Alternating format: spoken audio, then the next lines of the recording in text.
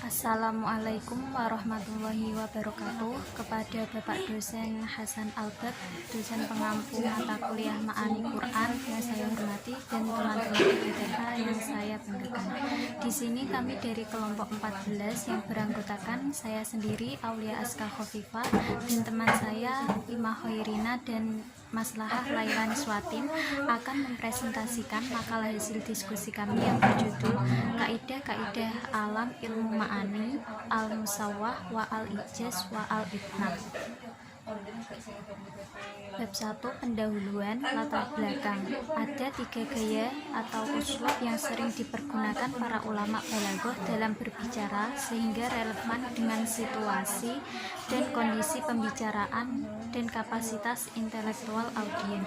Ketiga uslub tersebut adalah al-ijaz, al-musawwah, dan al-itnab.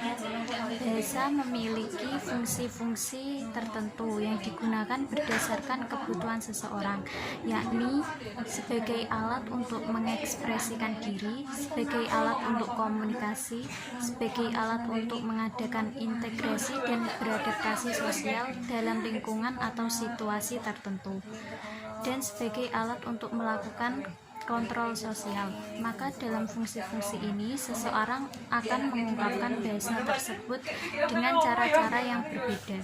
Dalam berinteraksi sehari-hari, kita dituntut untuk menggunakan bahasa yang baik, jelas, mudah dimengerti oleh orang lain. Dalam makalah ini akan membahas mengenai pengertian musawwah, ijaz, dan al-itnab. Yang kedua yaitu mengenai pembagian dan contoh dari musawwah, ijaz, dan al-itnab. Pembahasan pertama yaitu mengenai pengertian musawwah. Musawwah adalah menyampaikan tujuan yang dikehendaki dengan suatu ungkapan yang sama.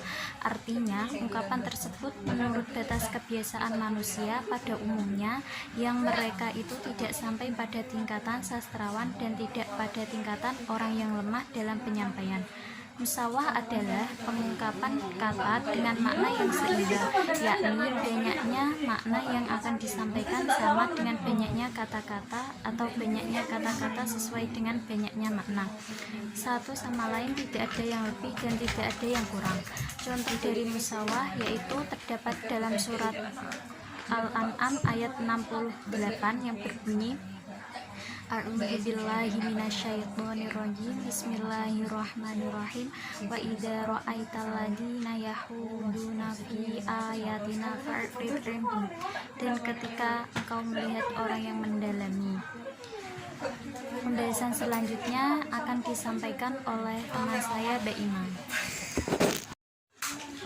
Baik, saya akan melanjutkan penjelasan dari Mbak Aulia Aska Khofifah, yaitu tentang pengertian ijaz. Ijaz yaitu mengumpulkan makna yang cukup banyak di bawah lafaz yang sedikit dan memenuhi kejelasan tujuan. Ijaz juga dapat diartikan menghadirkan makna dengan lafaz yang lebih sedikit daripada dikenal oleh orang-orang yang sedang tingkatannya serta terpenuhinya kesempurnaan tujuan. Contoh,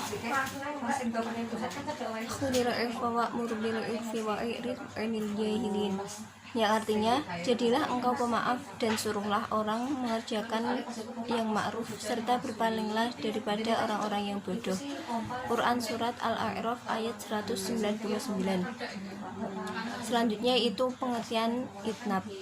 Itnab adalah menyampaikan makna dengan ungkapan yang melebihi apa yang telah dikenal oleh orang yang sedang tingkatannya karena untuk tujuan menguatkan atau mengukuhkannya.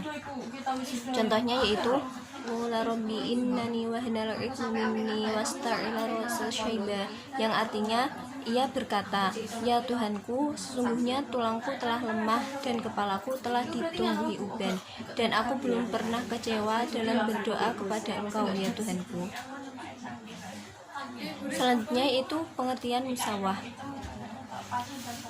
Musawwah ada 2, yaitu yang pertama musawwah dengan ikhtisar, yaitu seorang sastrawan berhati-hati dalam makna, yaitu dengan seringkas mungkin dari lafaz-lafaz yang hurufnya sedikit akan tetapi maknanya banyak, seperti firman Allah dalam surat Ar-Rahman yaitu hal jazaa'ul ihsan ilal ihsan, yang artinya tidak ada balasan kebaikan kecuali kebaikan pula.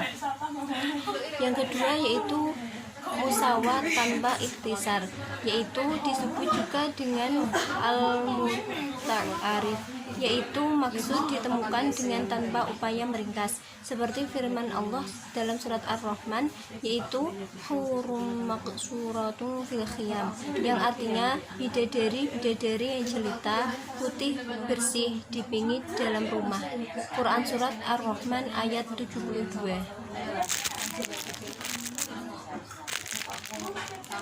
Baik, saya akan melanjutkan pembahasan dari Mbak Ima terkait dengan macam-macam itnab. Cukup banyak diantaranya. 1. Al-idhah ba'dal ibham, yaitu menjelaskan kesamaran untuk menetapkan makna di hati pendengar dengan cara menyebutkannya 2 kali, 1 kali secara samar dan global, dan yang lain secara terperinci dan terdapat penjelasan. 2. Ighal, yaitu menutup kalimat dengan sesuatu yang memberi faidah yang tanpa dengannya makna yang dikehendaki telah sempurna. 3. At-tadjil, yaitu mengiringi suatu kalimat atau kalimat dengan jumlah atau kalimat yang lain yang tersendiri yang kandungan maknanya adalah untuk tujuan mengukuhkan. 4. At-tikror, atau mengulang, yaitu menyebutkan lafadz 2 kali atau lebih karena beberapa tujuan, dan yang paling banyak bertujuan untuk menguatkan atau mengukuhkan. 5. Al-i'tirad, yaitu menghadirkan di tengah-tengah kalimat atau antara 2 kalimat yang bersambung maknanya suatu kalimat yang menghalangi satu kalimat lain atau lebih yang tidak mempunyai kedudukan i'rab. 6. Al-ihtiras, yaitu disebut juga dengan at-takmil, adalah mengganti kalimat yang menimbulkan dugaan yang berlainan dengan maksud sesuatu yang bisa menghindarkan dugaan tersebut. 7. At-tatsmim, yaitu menambahkan satu kata atau lebih yang mewujudkan keindahan dalam makna yang sekiranya kalau kata tersebut dibuang maka kalimat menjadi rendah nilainya. 8. Menuturkan makna yang khusus setelah makna yang umum. 9. Menuturkan makna yang umum setelah makna yang khusus. Faktor penyebab itnab adalah: 1. Memantapkan tujuan atau makna. 2. Menjelaskan perkara yang dikehendaki. 3. Menguatkan. 4. Menolak salah persepsi. Bab 3. Penutup. Kesimpulan. Musawah adalah pengungkapan kata dengan makna yang seimbang, yakni banyaknya makna yang akan disampaikan sama dengan banyaknya kata-kata atau banyaknya kata-kata sesuai dengan banyaknya makna satu sama lain, yang tidak ada yang lebih dan tidak ada yang kurang. Ijaz adalah pengumpulan makna yang cukup banyak di bawah lafadz yang sedikit dan memenuhi kejelasan tujuan. Ijaz juga dapat diartikan menghadirkan makna dengan lafadz yang lebih sedikit daripada yang lebih dikenal oleh orang-orang yang sedang tingkatannya serta terpenuhinya kesempurnaan tujuan. Itnab adalah menambahkan lafadz melebihi atas maknanya karena suatu faidah atau tujuan.